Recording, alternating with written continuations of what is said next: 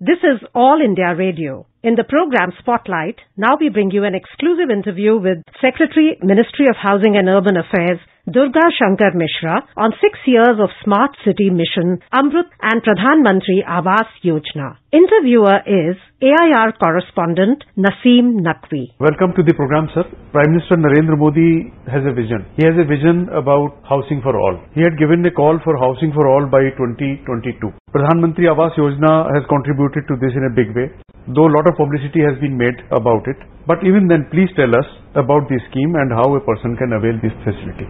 Honorable Prime Minister envisioned in 2014, when the new government came, that when we celebrate the 75th year of Indian independence in the year 2022, everybody must have their own house, whether it is the rural area or the urban area. On 25th June 2015, he launched Pradhan Mantri Awas Yojana Urban.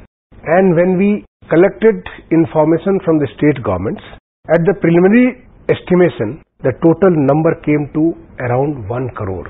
This number stabilized at 1.12 crore when we got reports from all the states and union territories. Nowhere in any part of the globe, this level of housing scheme has been taken up. Under the previous JNNURM, between 2004 to 2014, 10 years, there was a housing scheme under the JNNURM, but the total houses sanctioned was only 13.5 lakhs. But what got completed and delivered was only 8 lakhs. How can you do this in 7 years? 1.12 crore houses. But now when I reflect back after 6 years, which we are going to complete in another 3 days, we have already sanctioned 1.12 crore plus houses. Out of them, we have already grounded for construction more than 83 lakhs houses. And we have delivered to the beneficiaries more than 48 lakhs houses, almost like 48.5 lakhs. And Naseem Saab, when I say we have delivered houses, it is not house with the 4 walls. It's a house which will fulfill the dreams of the poor. It's a dream of every person who comes from the rural area to the urban area. He needs a good house. So this house has got drinking water. This has got gas to cook their food. This has got a toilet and the septage or a sewer system. And it has got electricity, everything possible. Then only we consider the house is complete and the beneficiary moves in there. We have got 4 different verticals. This was planned in a way that one, beneficiary-led construction. That is, the beneficiary construct a house on his own site. If his house is in a dilapidated conditions, he has got a land, but he is living in a kind of mud or a kacha kind of a house, doesn't have a toilet. Second, if there is a public land available, we construct a affordable housing in partnership, either using a public body or a private body. So it's a multi-story complexes are done for every person. And third is in situ slum redevelopment. Like in the slums, there is a haphazard kind of a development, no amenities. So we redevelop the slums. We monetize on the land available because most of the slums are very close to the posh area. And the fourth is credit linked subsidy scheme. The person chooses his own house. He buys his house and we provide subsidy. There are different level of subsidy varying from 1.5 lakhs in the beneficiary-led construction, 1.5 lakhs in affordable housing partnership, 1 lakhs in the in-situ slum redevelopment, almost like giving a incentive in terms of the cash subsidy so that one reduces his EMI value to around 2,500. If it is projected over 10 years or a 15 years a period of the loan repayment, it comes out to around 6 lakhs rupees. Otherwise, upfront, it is around 2 lakhs rupees. So this money is paid to the beneficiary and it is all through the direct benefit transfer. Most of the states and the union territories, they are contributing on their own because this is the seed money. That money varies from 50,000 to around 4 lakhs, different based on their financial status. And this scheme has so tremendously well across the country. When I visited all parts of the country and I see the kind of happiness it brings to the families and the kind of excitement and joy which has brought to the families. They have invested their own funds, their own savings to get their dream house. This is all across the country. How close are we to achieve the objective of providing housing for all by 2022? Recently we had this COVID-19 from March 2020 onwards. For almost like 6 to 8 months we lost a series of lockdowns. Then again the second wave came recently. So because of the two wave of the COVID, there have been some setback. Otherwise, we had targeted to complete this by 2022 positively. But as I mentioned, we are going to touch completion of around 50 lakhs houses, which itself, compared to the 8 lakhs houses in 10 years, we have completed nearly 50 lakhs houses. We are going to do it in next couple of months.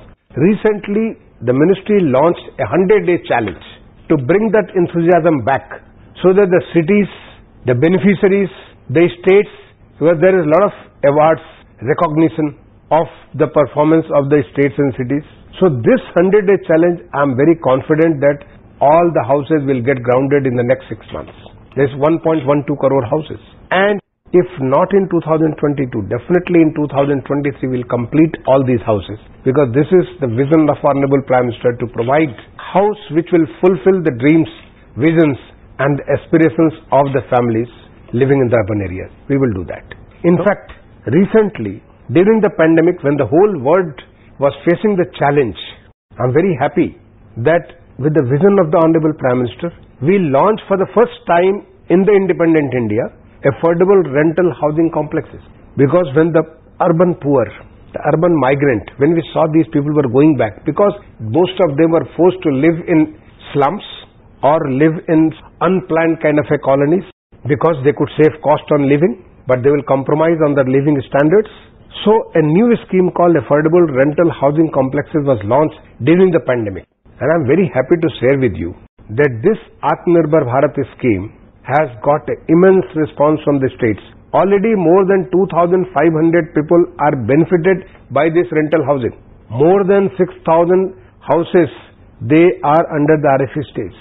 More than 80,000 houses have been committed by the public sector and the private sector companies. They are going to utilize them, the kind of assistance and the incentive which has been given under the scheme.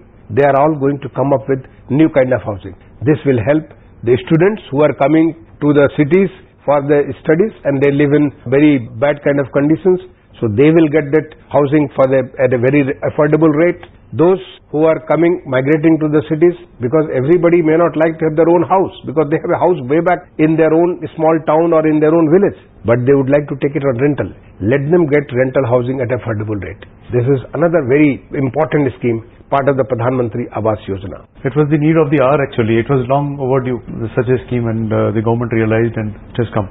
Some of the houses built under this scheme, this mission, were used as COVID facilities also recently when this pandemic happened. Can you tell us something more about it? Yeah, while the houses had been done and they were still not occupied, especially during the first phase, when they were not occupied and the houses were all complete, so the states, the cities, they utilized them as the shelter. For there was a lot of migration from the urban areas up to the rural areas to the smaller towns. So people could be accommodated in these facilities. A temporary accommodation was made, which was later vacated. Even during this period, in some places, some hospitals were also used, because these are the facilities which have been created under the Pradhan Mantri Awas Yojana, and they will all be occupied. But now let's turn to another very ambitious project of the government, which also completes 6 years. Amrit, which is Atal Mission Rejuvenation and Urban Transformation. This is about sewage networks and water supply for urban transformation. What is the progress of this mission, and are you satisfied with the progress? Definitely. This Amrit scheme was launched by the Honorable Prime Minister on the 25th June of 2015 for 500 cities whose population was more than 100,000 in 2011 census, or they were important cities either on the rivers or the state capitals or on the island cities. So we had these 500 cities. The first objective of this Amrit scheme was to make sure that every household gets drinking water, preferably in their own home, and if it is not possible because there is congestion, then we have a tap which is available within 50 meters. More than 50% of diseases are waterborne because people do not get clean drinking water. So they get these diseases and they reduce your capacity. They inhibit your performance. So this scheme was to take care of drinking water. It was also to add to the sewerage and septage network. We were covering nearly 30% of the sewerage in these 500 cities. We wanted to take it to more than 60%. And then for every city, we wanted to have a green parks where it could be used as a community facilities. I'm very happy to share with you a scheme whose total project outlay was around 78,000 crore. more than 79,000 crore works have been grounded. More than 54,000 crores worth of work has been completed in the last 6 years. I'm not to talk about the money. I'm talking about what actually impacts the people's life. We had assessed the total gap of 1.39 crores. We have already provided 1.05 crore water taps in the houses of the people. We have assessed gap of 1.45 crore sewer connections. We have already provided 78 lakhs sewer connections. Why? Because this takes longer time. The gestation period is longer. But I'm sure in next 2 years, by 2023, just because we had lost certain period because of the COVID, the challenges due to COVID, a lot of construction activities were halted. So by 2023, not 1.45 but 1.5 crore sewer connections and the septage network will be done. We have also developed more than 1,800 parks covering more than 3,700 acres of green area, and work on another 1,200 parks is under progress. I mean, this is another important through the drainage system. We have got something like 1,800 places which were mostly inundated during the rainy season. So by improving the drainage network, now those places which used to get flooded, now they are out. On the sewer network, we have also created so far 1,240 MLD of the sewer treatment plants. And I'm very happy to share with you that out of 1,240 MLD plants, 907 MLD is being reused or recycled. That shows nearly like 75% of the water where we were using the fresh water, now this treated water is going to be used either in the industry or in the horticulture or in various other things, even construction activities, washing, cleaning in their own toilets for flushing, all these activities. So the fresh water has been replaced by the treated water. And something like 4,800 MLD of the sewer is under construction. And all these will get completed in the next 2 years by 2023. So there has been a huge progress. There is not only the construction of the infrastructure, but on the reform front, we have got 88 lakhs street lights converted into LED lights. This is saving nearly 193 crore units per annum. This is saving nearly 15.4 lakhs tons of the carbon CO2 emissions because of this conversion from that to the LED lights. We are also converting the water pumps and the sewer pumps into the energy efficient pumps. For building permission system, people used to take 2 years, 3 years, 4 years. But you may be aware that in the World Bank's ranking of ease of doing business, India's rank was 186 in the year 2015. Out of 190 countries, we were 4th from the bottom.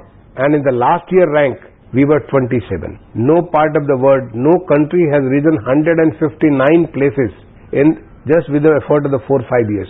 And I'm very confident World Bank ranking comes this year, it will be within top 20. That is the kind of improvement we have done. And not only for the Delhi, because they are only assessing Delhi and Mumbai, we are taking across the country. Some 2,465 cities out of some 4,400 cities already have online building permission system. You don't have to go anywhere, apply online, assessment online, you will receive the plan approved online. 16 states and union territories have got their 100% urban areas. It is all online building permission system. During this period, we have also trained more than 50,000, either the municipal employees or municipal executives like mayors and the corporators. So a lot of reforms action have also taken place over these years. And the most important, this work, the last 6 years, the lot of learning, capacity building, we have the confidence now to take it to the whole country. 6 years back, we didn't have that kind of a confidence because we did not have that capacity to build this kind of a water, sewer or other network. Today we have that kind of confidence. That brings us to the end of this program, sir. It was very enriching and very informative. Thank you very much.